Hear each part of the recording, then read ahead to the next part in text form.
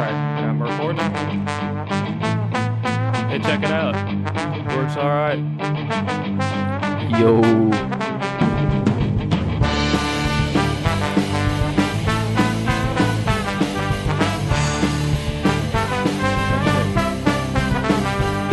right.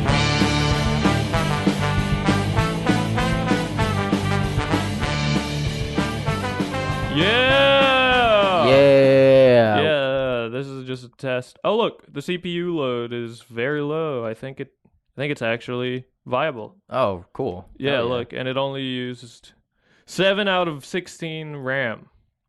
I don't know what any of this means, man. You gotta put me onto this shit. I don't either. Yeah. Wait, What's are up, we- everyone? Oh, hey. I guess we're starting. All right. No, cool. no. We're not? We don't need to start yet. Okay. Let's just end it right here. Hey, all right, everybody. Art Pros Podcast, Episode 43. Bye. Peace. No, I'm just kidding. Fuck. What? Okay. Should we just start? Just roll with it? Yeah. What are we doing today? We are covering the deepest, hottest, most talked about subject in the universe. Hot topic. Hot topic.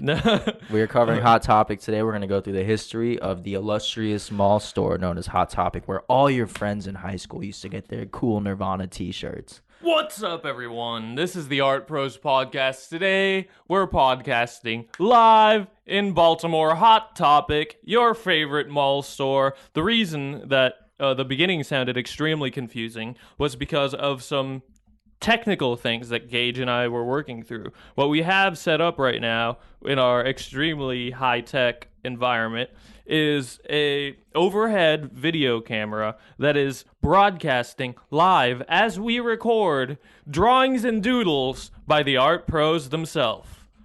So we're really working at the cutting edge of technology. It's pretty wild out here. And we're not actually going to cover Hot Topic today. We didn't even know we were going to start recording. We were just doing a test, a proof of concept. For those of you who don't know what a proof of concept is, those of you who don't have to work with words like that, a proof of concept is to do something, to do an idea, to try and produce an idea that is, a proof of a larger concept for that idea. So, like, for example, if you were trying to build a house out of, mud, your proof of concept could be a smaller, just building a room out of mud. That would be the proof of concept. And today we're going to do a proof of concept by broadcasting our live doodles. So if we get a little bit distracted, get a little not as smooth, not as sultry as you're used to, please bear that in mind. We're just artists too, just trying to figure out what we're up to, trying to figure out who we are. I don't know who you're talking about, man, but this could potentially get us to levels of smooth we've never even fathomed before. Oh my God, our sound dampening system, it's not up. Be right back, everybody. All right, everyone. So today, let me just do the quick intro. It's the Art Pros. It's the smoothest boys in Baltimore. We are your favorite Pinoys who podcast, and we are on our, the 43rd episode. We must be on 43. Yeah, we're on our 43rd episode. We're 9 episodes away from a whole year of weekly episodes, although we did take that break in December and November and October of 2019. So that's really exciting, and we're just trying to work on getting better and better and better. You know where to find us on Instagram. We're at paid.artists. You can go follow. You can go troll us. We don't really care. We're going to try and shake it up on there. We are on patreon.com/artpros, and if you like our content, even this rambling content, even this Pinoy-oriented content, feel free to go on Patreon and throw a couple bucks our way. It's like, for less than a coffee a month, you could support us supporting you, our arts community, our interns. We're a nonprofit, technically, kind of, because we don't make any profit. I don't know if that makes us 501c3 viable, but I don't want to pay taxes, so we'll have to look into that. You can also find us at our website that we work on really hard. artprospodcast.com. And tell your friends. We're available on Spotify, Stitcher, Apple Podcasts, Castbox, Spreaker. We're on a lot of platforms. iHeartRadio. You can Google, or you can go to our website. It's very easy. Anyways, yeah. So we're gonna put up what the heck we just did right now. Okay. Whew. Okay. All right. So today we got a real topic today. We're not just messing around. We're not just plugging ourselves here. Okay. We are actually doodling live. We will actually finally put something up in video that we feel comfortable in putting up. And yeah, let's keep going. So let me just paint the picture for everybody right here. I'm sitting right here. Gage has a bunch of Crayola markers in front of him. He's drawing on a piece of paper. There's blue, there's red and green. I don't know. That sounds like a good topic to talk about. So today we're going to cover something that we probably should have covered a long time ago, something important to artists, the topic of color. Now, color may seem like something that's easy. You might be thinking, what's up, art pros? Why are you going to talk about color? Color is dumb. We all see color. We all understand color. But let me tell you something. Like research, color is a tool in the artist tool set. Something that has its own intricacies beyond, something is red, something is yellow, something is green. Those of you who dabble in interior design know. Those of you who have ever picked out a t-shirt know that color is important. And for artists, color is important too. I wanted to lead us off with a little story about, just a little color. You ever heard of the color black? Black isn't a color. What is black? It's the absence of color. Oh my God. Well, we could have that conversation. I think that black is a color because we call it a color. Okay. Yeah. But it is the absence of color. But have you, Renz, ever heard of the color Vantablack? Is it actually real? Does it exist? Or is it a folklore? Vantablack? Is it a real thing, or is it made up by the government? Oh no. It might be. Vantablack is practically military grade color technology. And I'll tell you what I mean by that. Vantablack is the blackest pigment on the planet. It is so black. It's extremely black. You can't see it. It looks like a black hole. I have a problem believing that. Really? Yeah. Really? Well, how do I know if I can't see it? If it's that black? Well, the thing is that you can see the absence of it. So to give you an idea of how black this is, it's like seeing a cutout into the universe in the shape of whatever object is coated in this Vantablack. For example, if you were to cover your hand in Vantablack, all you would see is the silhouette of a hand. You won't even see, when you normally paint your hand completely black and your face and your whole body, you can ask Justin Trudeau about this. Yeah. Like, you could still see highlights on that because light's still being reflected, and that's where color comes from, is from, the light that is reflected off of something. Well, Vantablack doesn't reflect. It reflects nearly none of that light at all. In fact, Vantablack absorbs 99.965% of all light. Wow. Yeah, which means that if you were to paint something, in Vantablack and then put it out in the sun, it would get extremely hot really quickly because it's absorbing all of that energy. Is it gonna make you depressed to look at it? What if you painted a whole room in Vantablack and made it a sensory deprivation chamber? That's probably the perfect tool for it. And then if you could completely sound dampen the entire room, we're talking about the most deprived senses on the planet. Beyond Joe Rogan level deprivation. So Anish Kapoor, he bought the patent for it, right? Yeah. He owns it. Yeah, so this Vantablack is a pigment coating developed by the British company Surrey Nanosystems, and Vanta is actually an acronym for Vertically Aligned Nanotube Array Black. They basically use carbon nanotubes to absorb as much light as possible. And they were like, oh, yeah, we made this like essentially a military grade pigment. It's really cool. And like maybe we can give it to artists or designers or just have it for any scientific usages that might require absorption of all or nearly all light. I'm sure if there are engineers amongst our interns, you could come up with a good idea. But no, Anish Kapoor, the guy who made the Skygate or the big bean in Chicago, the big chrome bean, that guy bought the rights to Vantablack and made it completely unavailable to everybody. And he's the only one who has the right to use this illustrious Vantablack. So, Renz, what do you know about Anish Kapoor? I don't know a ton about this guy. I know that pissed a lot of people off because how you just gonna monopoly a color? I know that the art that Anish Kapoor does is all about the senses, right? He's got that like waterfall whole thing. You really got to see it to understand it. It's hard to describe, and that's what his art is all about. It's about experience. It's hard to describe because you got to be there, and it's like walking outside and seeing your very first sunset.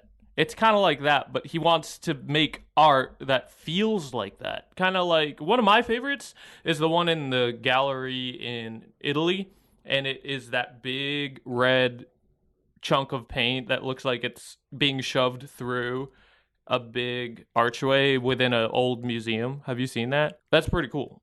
Yeah, Anish Kapoor makes some dope work. But you know what? I don't like the idea of him having a complete ownership over a color. That's kind of weird. I mean, I understand that because it's a technology, he owns that technology. But still, man, you should share that shit. Here's a funny thought that I have. It's like, he's kind of like he's playing God a little bit because the nature of his work is phenomenon, right? That's like if God was an artist, a rainbow is probably a piece of art that God made.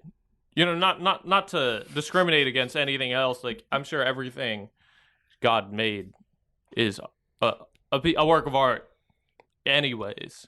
You know what I mean? It's getting a little dicey in here. I'm starting to talk about religion, but you know what I'm saying here? That's why it's a dicey sort of thing, because it could get to that conversation, Yeah. Well, I just want to say the reason we brought up Anish Kapoor is because color is a hot topic in the art world. And Anish Kapoor is a hot artist. You might call him an art prose. And sometimes when there's conflict in the artistic community, the best way to address that conflict is through response via creativity to make something new. And that's what artist Stuart Semple did in response to Anish Kapoor's Vantablack. Semple created the world's pinkest pink, a pigment that is so pink it doesn't even really show up on computers, and under a UV light, oh my god, it looks like a 14-year-old's bedroom. Wow.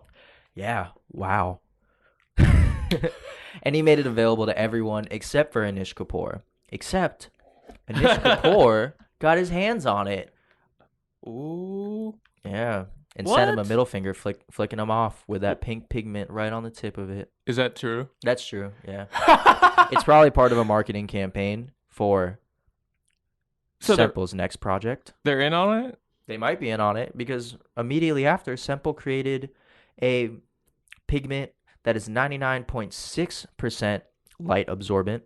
So not quite Vantablack, but is also available to everyone but Anish Kapoor, called Black 3.0. I don't know, man. I don't know. Why are you going to give me a subpar?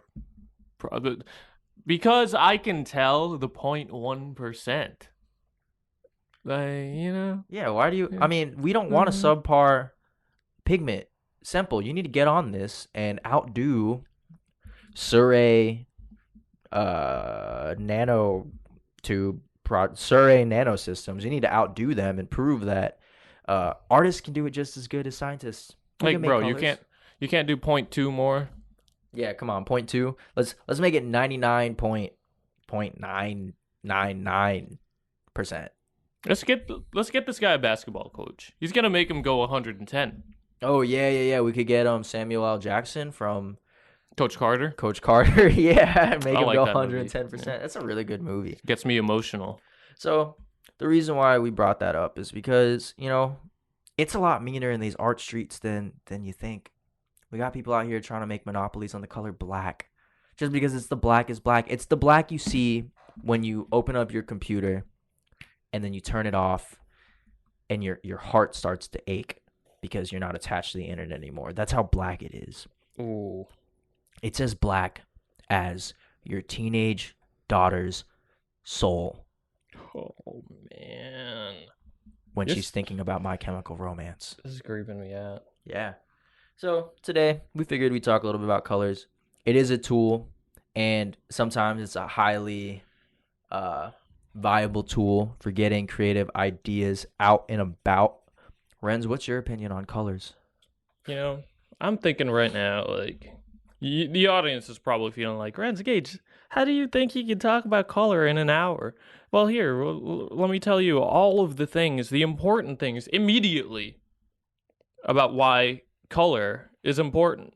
And it's important for many ways because we need to understand a lot of the ways in which color affects people that cannot perceive certain colors. This is how important it is. We use colors to signify differences in objects. And that's why we use it in a practical sense.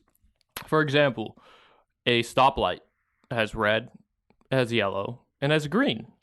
You might wonder, how come they don't just use one interchanging bulb that goes from red, yellow, and green? Why is it 3?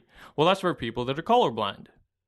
You can see the change in position, so the bottom is green, but if you can't see green, you'll see it lit up, and that's go. So colors are a big deal. Colors can be used in design. Colors can be used to warn an animal of something that's dangerous. It is one of our root sensory, I don't know, it's just connected intrinsically to who we are. Color theory is a big deal. Joseph Albers, look it up. He is a color scientist / artist, a real boundary breaker. What else? I don't know. That's just off top. What you got? You got some more news there, Gage? Yeah. We need colors to protect us.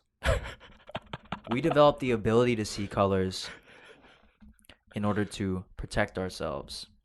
And this is why you notice certain colors before other colors. The last color we learned how to see was blue. Yes. Yeah. That's true. What was the first color we learned how to see, Renz? Red. Red. Why do you think that is? Womb. Womb? Oh, shit. Damn, that's deep. I thought it was like to alert you that you had blood leaking. Yes. Yeah. So it's pretty important that we're really good at seeing colors. The human eye is most adept at seeing variations in the color green because we grew up around a lot of foliage. Weed. Yeah, hella trees, and you need to be able to see the slight differences in green to understand the world around you. Yeah. So colors have a deep impact on us. In art, it's really important. We bring this guy up a lot, Mark Rothko. Mark. His paintings are basically just fucking colored squares. When the next time you go to a museum and you look at a square on the wall and you're like, wow, this square has smaller squares inside of it that are slightly different colors and it seems like they're vibrating. That's because Mark Rothko used very specific color decisions to give you weird optical illusions in your eye holes. Well, there's Rothko and there's Albers. Yeah. And Albers did it in a way where he used hard edges. And just by simply changing the edges to being fuzzy, Rothko was able to convey different ways to affect your senses, to create an atmosphere, and also the scale of Rothko's art was, I don't know, 10 feet at least. he made giant chunks of color inside larger chunks of color, and that's it. He got famous for that. It's a big deal. Very minimal, very chill. He has a place in, is it Texas? Rothko's Chapel? Yeah, It's I like a think whole so. thing. It's a whole viewing experience that he described as the most optimal way to experience these phenomenal paintings, which links us back to Mr. Kapoor. They're all trying to do the same thing. Colors are, we don't even see all the colors. We only see some of them.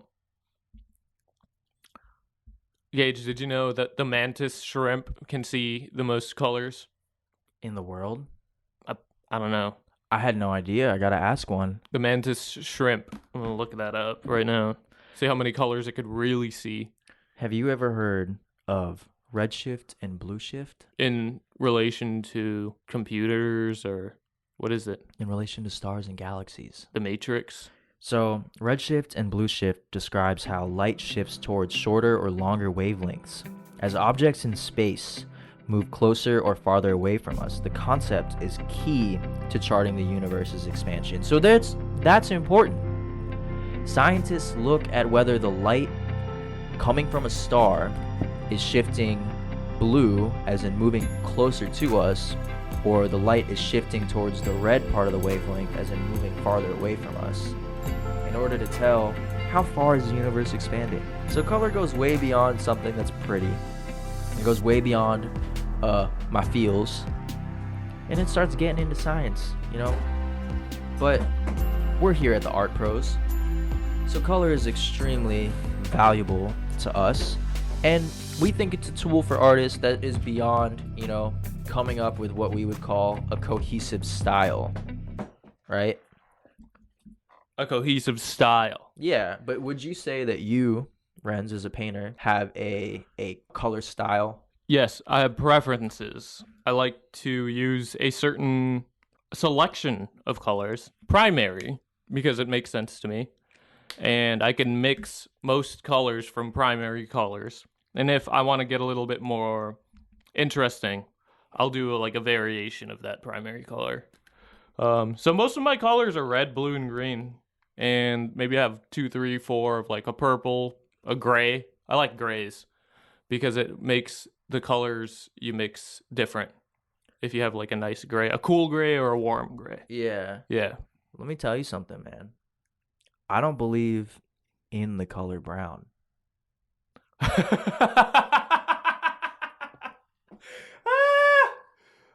And let me tell you why. Because when freaking me out. when you're mixing browns, it's always like a reddish brown or a bluish brown or a greenish brown. But it's very rarely that you see a neutral brown, a true neutral brown. Is that because brown doesn't exist?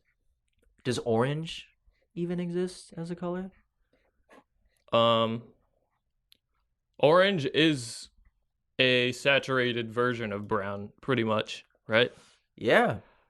You get so brown in painting from mixing colors together. That, you know, yeah, I would say like from mixing warm colors with cool colors, right? Something like that. brown is a conspiracy. Brown is a paint conspiracy. Brown paint it doesn't exist, and I barely believe in gray. Do you have a suggestion as to what it should be called? Dull orange, boring orange, orange, It might be poop purple. pooperl. Yeah. Poop purple. Purple. Look, I'm telling you, look at the browns in your life and start to determine whether or not. Okay, this is a little inaccessible. My dad listens to this podcast. He's partially colorblind, but for those of you who have the ability to discern colors, take a look at the browns in your life and tell me if they're not just a version of a blue or a version of a green or a version of a red or a yellow or a purple. It's always got some sort of tinge of another color in it. So Renz and I are brown people, but I'm like more yellowish, reddish, tan. I'm like a lightish poop purple. Yeah. Yeah. Yeah. I mean, it's pretty crazy. Um, I had a friend, Victor, shout out Victor. He's a black painter. He painted black portraits. That's how he would describe his art. And he said, "Yeah, man, the way you get the right black pigment for people that look like me is it's really just yellow and purple, and you're going for more of a purplish, reddish brown. Like you can't even really paint brown. Like don't use the brown paint." I didn't have it in my heart to tell him that I'm terrible at portraits. I wasn't gonna try and paint anyone, but it's just how it goes. It is. That's because it's difficult to make skin tones. But really, when I make colors that if I want a brown, I would rather make it or use an existing brown and make my own brown with that. Because, first of all right, this is sounding like it's becoming a painter-friendly podcast about color, but really, you can use and mix colors. If you make dyes, have pigments, you could do that. I'm sure the brown pigment's really easy to use and get, right? I would assume that's one of the easier pigments because it's just a couple colors mixed together. Yeah, it's like red clay. Mm-hmm. And let's see here. This is getting philosophical because I'm starting to think about the availability of colors and the science of the colors. So we somehow figured out that the three primary colors that our eyes detect are red, yellow, and blue. And I was talking about the mantis shrimp. That thing can see 16. Primary? 16 colors. No, those are our terms. Oh, we don't wow. even know what the shrimp is on. Yeah. Like, we can barely understand these three colors that make up, if when mixed together, this whole spectrum of, I don't know, 7 colors. Yeah. Where's brown? Well, we got Roy G. Biv, right? That's how you remember the colors in the rainbow. The biv is brown. Is it? No. It's red, orange, blue, indigo, violet. Oh, red, orange, yellow, green, blue, indigo, violet. Yeah, and those are all the colors in the rainbow. Next time you look up at one, just remember Roy G. Biv. The B is blue, not brown. Yeah. Why is there no brown in the rainbow? It's because brown is a conspiracy. It's not a real color. It's a way to hold down the color concept brown, to hold it down to be less valuable than the primary paints. Like, what even is a primary color? Oh, because all the other colors can be formed from those 3 primary colors? I don't know, man. Brown sounds like a conspiracy to me. See, Renz right now is using an orange marker, but it really just looks like a light brown to me.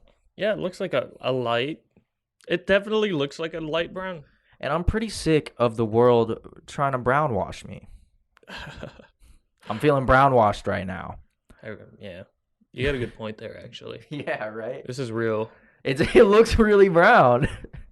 Yeah. No, brown's not real, folks.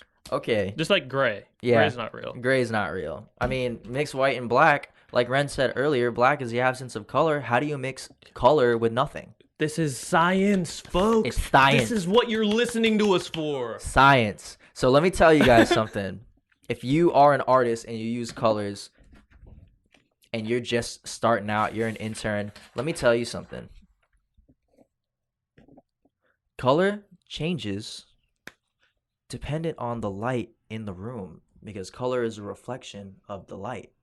So for example, we record in a very yellow room, which made that orange even more apparently brown.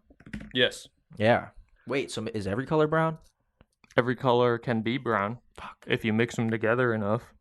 I think, have you ever heard of Drunk Tank Pink, the book? No, I haven't. What is that? That book is all about, like, the ways our minds are affected by patterns and colors and things around us in ways that we don't automatically perceive. Really? On a subconscious level. So this book is called Drunk Tank Pink because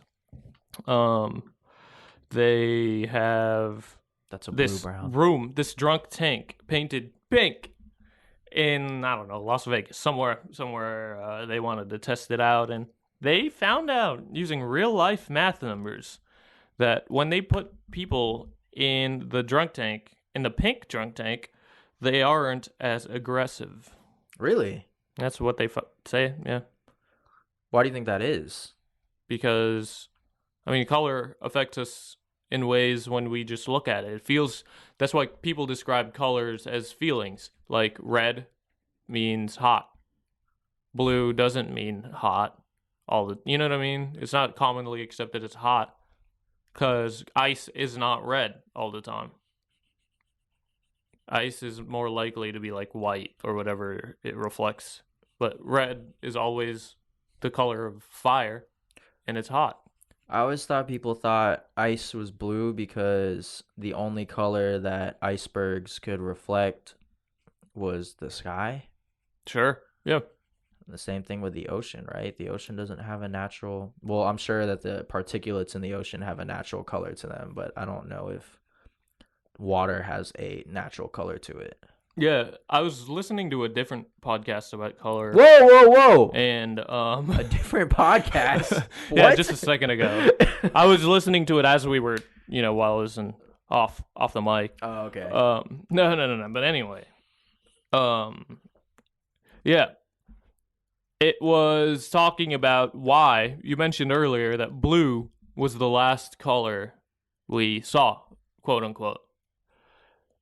That they say that because for a long time there was no word for blue in any books or writing that had ever been collected and recorded up to a certain point. They were tracking to see when people started talking about certain colors, and turns out blue, no one was really writing about it for a long time. And they're like, they went all the way back to like the person who wrote Homer's Odyssey. Homer. Homer. Oh, okay. In the Odyssey was writing about the sky and the water, and Homer wasn't using the word blue. He was describing it as like the color of wine or something like that. Really? Yeah, there was no usage of the word blue in that whole book. So how long ago? Who recorded? How do they figure out like, oh, that's blue? I don't know. That's the mystery. That's wild. It's like one of those things that, what do you call something that is always around? Like gravity? If you don't know what it is yet, what do you call it? That's true. Like you point up to the sky, it's that. And you can't really make that color, so why would you need a name for it? True. Blue is an expensive color to make. Yeah. Yeah, blues and purples are the pigment is expensive to produce. Red is too. Yeah. And yellow. Yeah. Colors are expensive to produce. So for a long time, those of you who aren't painters might not know this, we had to make our colors from dirt and from flowers and from gemstones and use a bonding agent for that to do, for example, to do paintings or to do dyes, or like boil berries to get the color black. Yeah. Roots, bugs. Yeah, and people knew you were really wealthy if you had purple shit because apparently purple is a very expensive color to make. The most expensive, I think it's blue. This certain lapis blue. Lapis lazuli. I think it's because it's from a gemstone, right?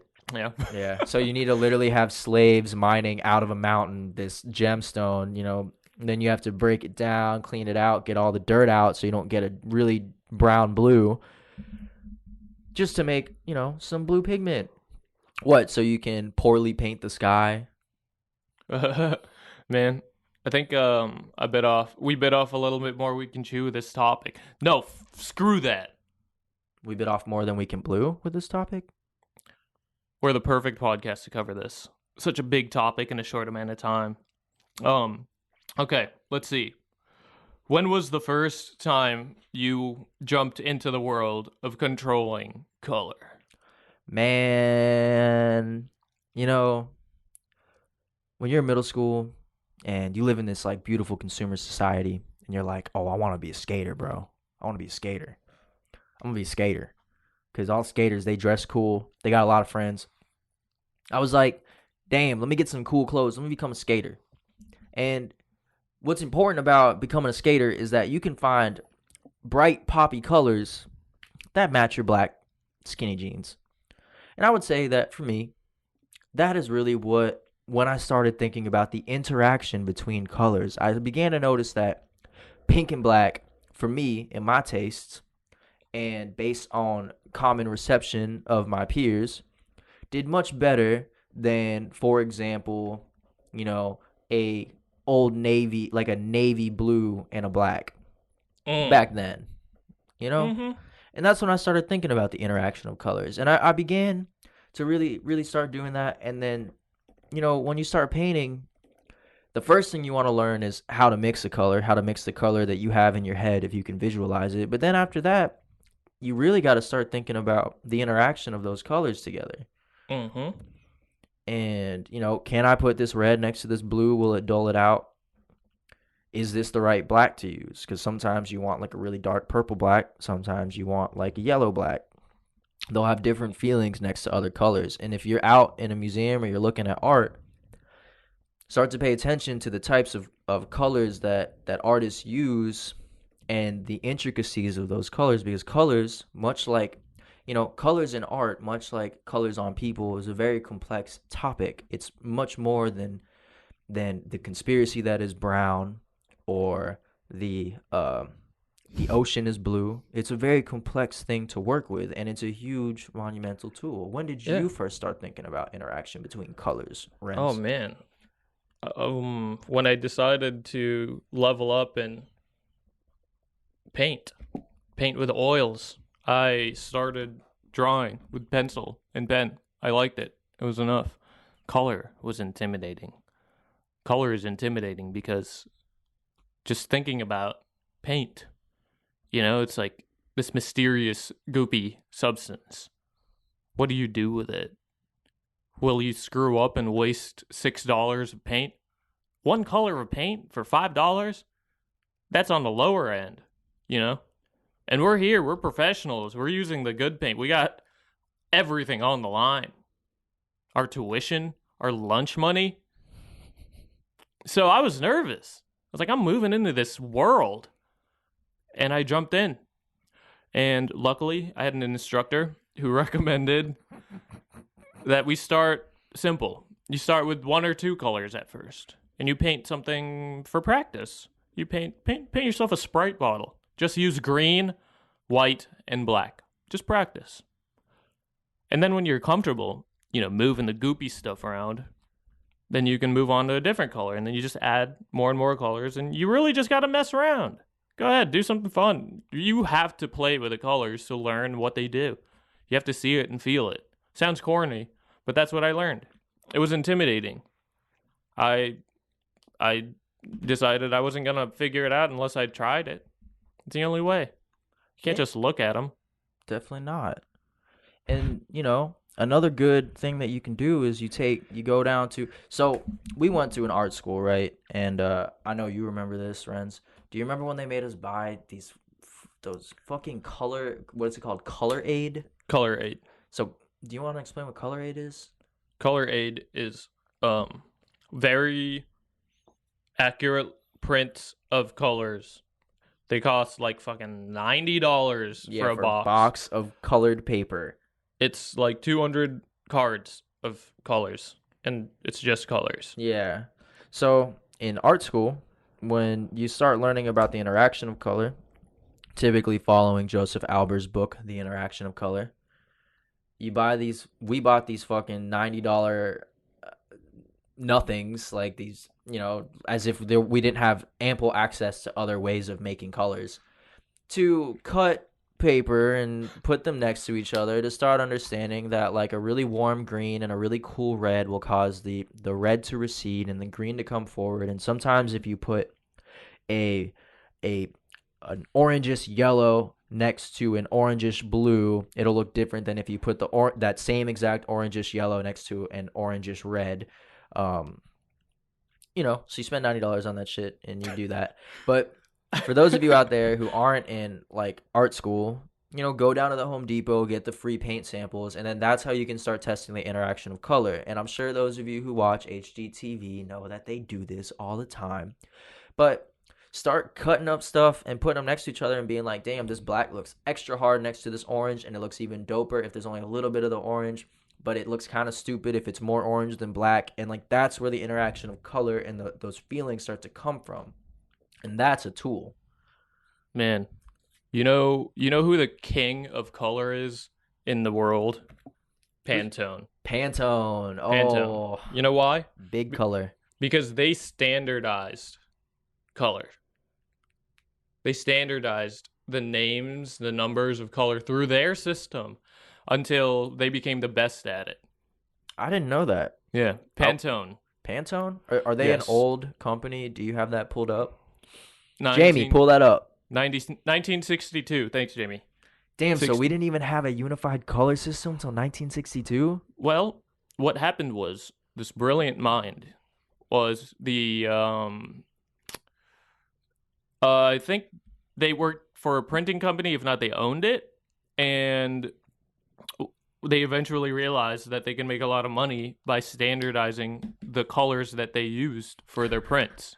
And then on top of that, like securing the machines that can do it accurately every single time.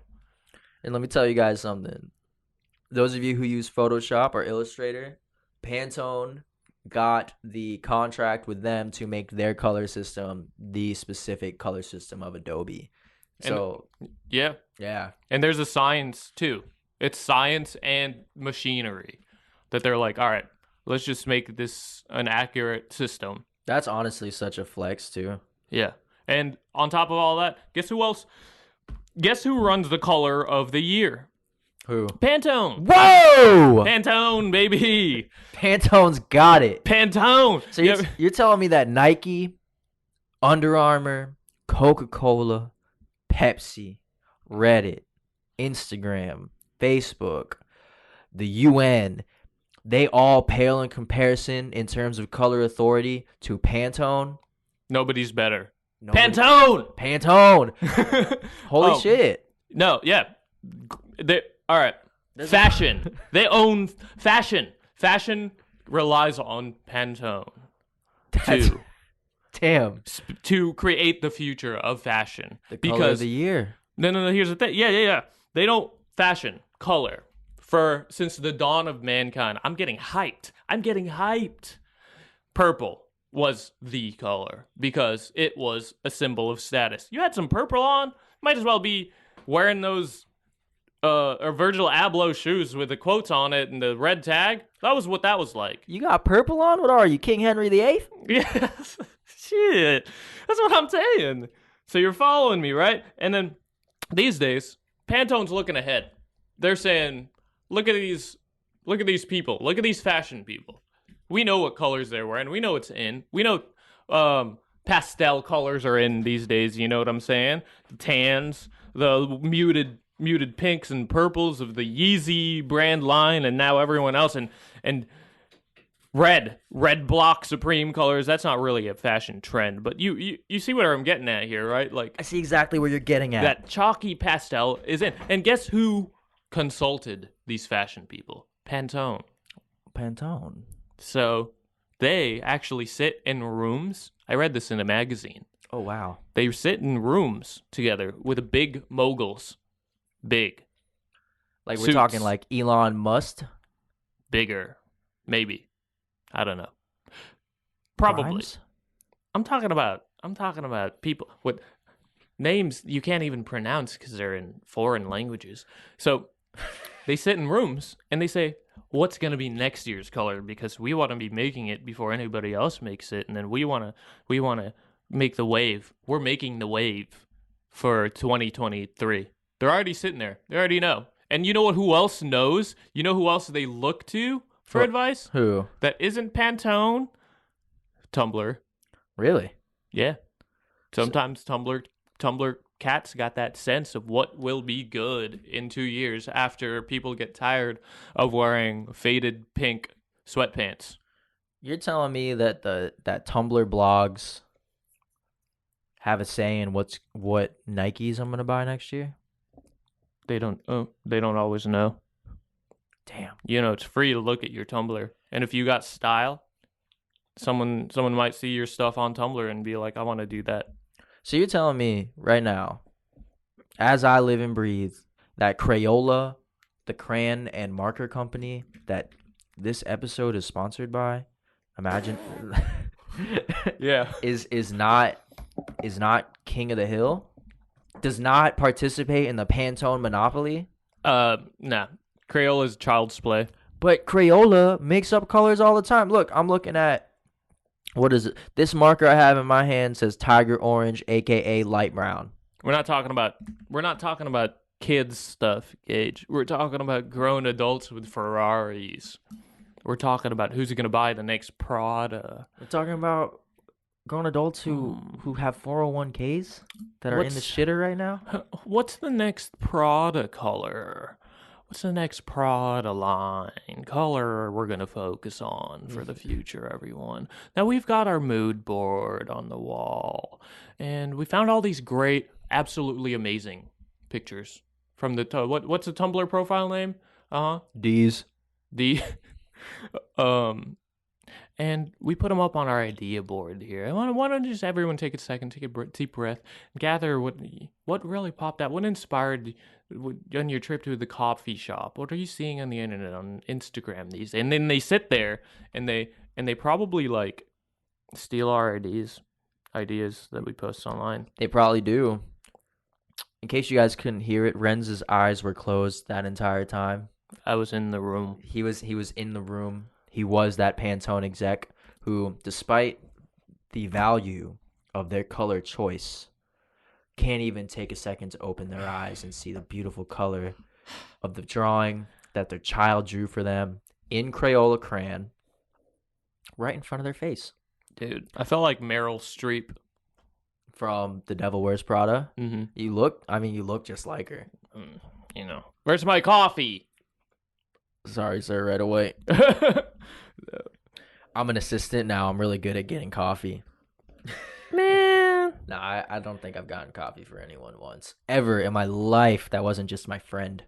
Yeah, no one tells us to get fucking coffee. No, because people like to go get their own coffee now because they can scroll on Instagram while they're in the line and it's still considered being productive because you just need to have that dark blue coffee. Coffee's not brown. Brown is a conspiracy. If there's one thing that Gage wants people to take away from this, it's that big Pantone is trying to convince you that brown is a color. I got a challenge for everybody. I'm going to challenge myself too. I'm going to remove the word and the concept of brown from my mind for a whole week and try to find different words, different ways, instead of just doing the automatic. Oh, that's brown. That's an easy way. That's what they want you to say. They don't want you to get complex with your understanding of color. There's 7 colors. Brown is not one of them. And that's it. Try it. I'm going to try it. I'm going to erase the B word right out of my life, starting now. I'm over it. And if you're a real art pro, you will erase the B word out of your life too. Okay? I am done with these descriptors that just aren't accurate enough to capture the identity of a color. Okay? The identity of a color. Now, some of you out there might be saying, well, it's like a lot easier to just know that a color is brown and like it doesn't really affect me because my job don't really got much to do with color anyways. But let me tell you something, Jed. That's what the media wants from you. The media wants you to be ignorant, to not observe the world around you. Because it's the existence of the color brown now, but what is it next week? Birds are real. I mean, we all know birds were killed in the 60s and were replaced by cameras. What about that? What about after that? Oh, you're going to vaccinate everyone you fucking meet? Don't be a sheep, Jed. All right? Brown is a conspiracy, and it's just the most recent one in a long line of conspiracies by this administration to remove our rights as, sovereign citizens. I mean, you can't arrest me. I'm not an American. I'm a sovereign citizen.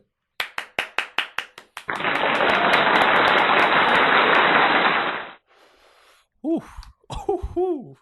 You ever hear someone speak and it just gives you energy? That's what I'm feeling right now. Yeah. No, wait. No, not. Oh no, don't say that. That's gonna get us. We're gonna get in trouble. Demonetized. We're gonna get in trouble. We're gonna lose all this money that we're making. Oh man. No. Every time I just kidding. see every time because I'm frequently watching clips of demagogues and authoritarian leaders, I always get hyped because all I can think about is what's the bullshit they're spewing at me right now? What are they trying to tell me? Oh, the color brown is real. Oh, don't worry about coronavirus. It's a bunch of bullshit. It gets me hyped because I get so angry that I just want to topple the establishment. Did you know Japan took out, like, they are preventing their children from going to school. They shut down school because of the virus. That's probably a good decision. Yeah. School's for chumps. Yeah. You know what we should do? We should reach out to Japan and send them the Art Bros. Send them our podcast? Yeah, free of charge. Oh, yeah. In an envelope? In an envelope, and then they can listen and they'll learn everything that they would have learned in dumb school all day. That's true. Yeah. It is an educational podcast. Yeah, we're edutainment. Bro, We're educational.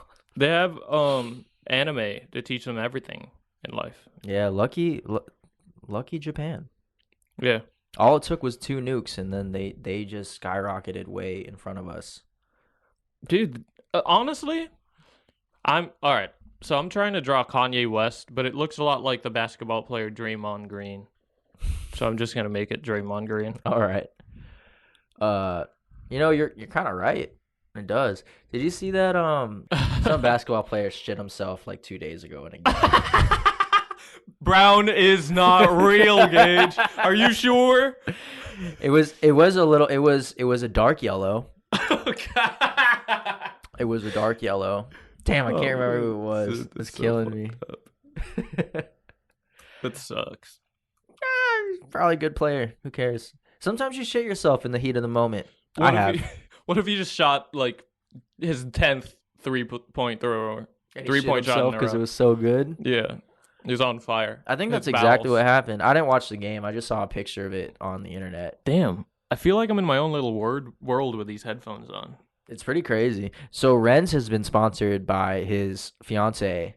Yeah, and she gave him temporarily to borrow Beats by Dre. Oh shit! Yeah. I'm sponsored by my fiance, who is sponsoring me by having me use these big Beats by Dre headphones. Oh shit!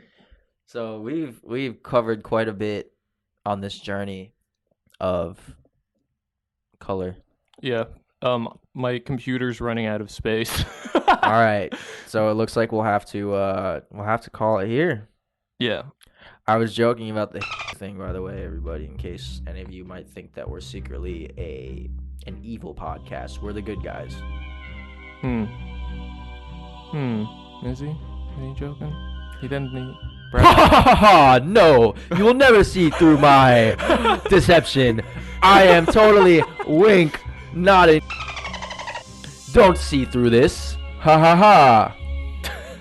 Yeah, no, of course not. That's a good spot to end. I mean, 54 minutes, you know. What else? Guys, have a good one, all right? We love you guys. Just think about color in a different way. Look at it does a lot, all right? It's underrated. It really is. But seriously, a shrimp can see 16 colors. We can only see 3. That's so wild.